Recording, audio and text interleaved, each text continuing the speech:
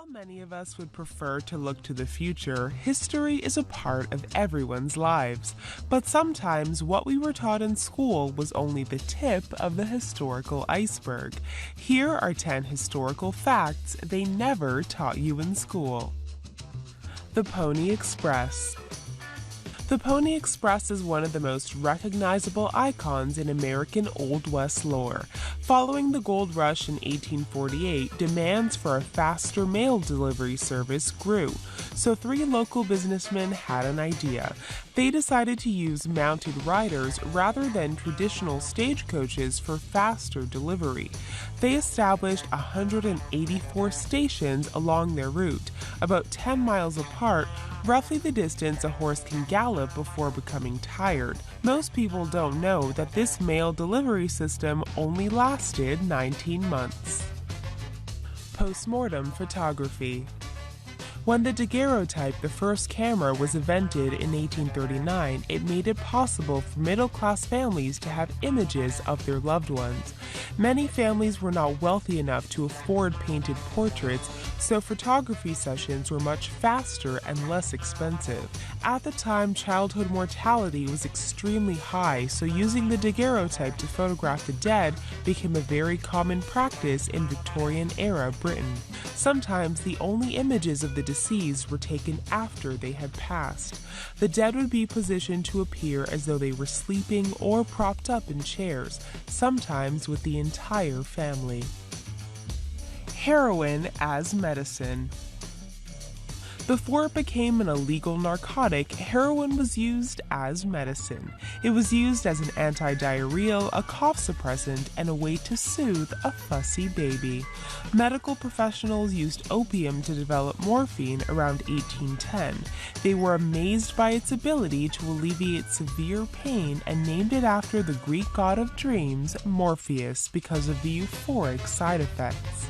Then, in 1894, Germany had developed their own version, calling it heroin. They claimed it was a non-addictive alternative to morphine. The drugs could be bought over the counter from pharmacies until the 1920s. Leif Erikson. 500 years before Christopher Columbus was said to have discovered the Americas, Norse explorer Leif Erikson is actually considered the first European to discover North America. Leif was the son of Eric the Red, a Viking and founder of the Norse settlement now known as Greenland. After leaving Greenland to travel to Norway in 999 AD, Leif converted to Christianity and was instructed to bring the religion back to Greenland. It is believed that upon his return voyage, Leif was blown off course and came across the northern tip of what is now Newfoundland, though he did not settle the area. The swastika. 5,000 years before Hitler turned the swastika into one of the most feared and hated symbols in the modern world, it had a very different meaning. The symbol of the hooked cross represented good luck and well-being and dates as far back as the 2nd century BCE.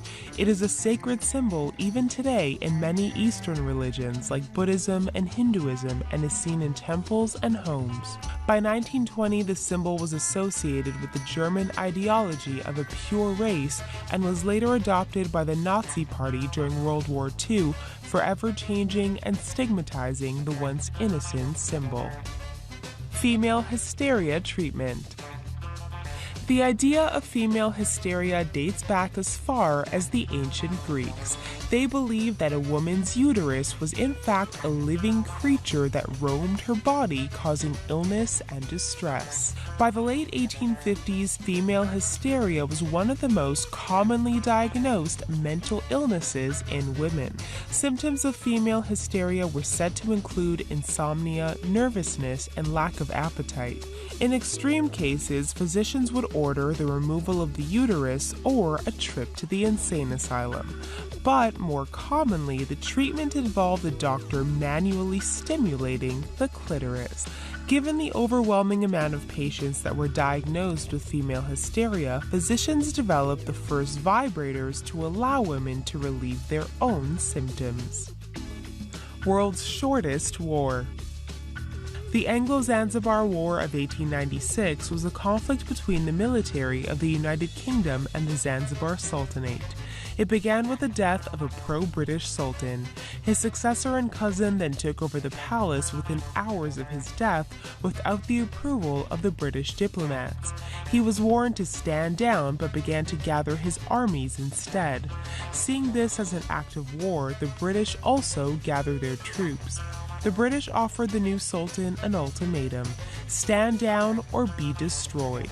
He refused and the British opened fire. The sultan escaped and left his remaining people to fend for themselves. Within 38 minutes, the war had ended. Dr. Eugene Lazowski. Known as the Polish Schindler, Eugene Lazowski was a Polish medical doctor during World War II.